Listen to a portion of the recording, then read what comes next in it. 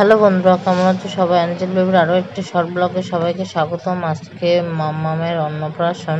তো অন্নপ্রাশনে যে নিয়মগুলো করতে হয় সেই নিয়মগুলো আমরা এখন পালন করছি। তো এই দেখো, এখন হলুদ কোটা হচ্ছে। এই হলুদটাই মাম্মামের গায়ে মাখানো হবে, তারপরে মাম্মামকে স্নান করানো হবে।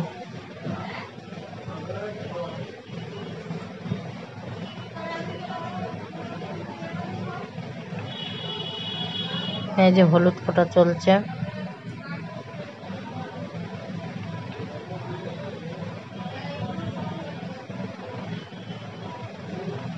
মাম্মামের স্নান করানোর ভিডিওটা করা সম্ভব হয়নি, তারপরের ভিডিওটা আমি আবার দেব।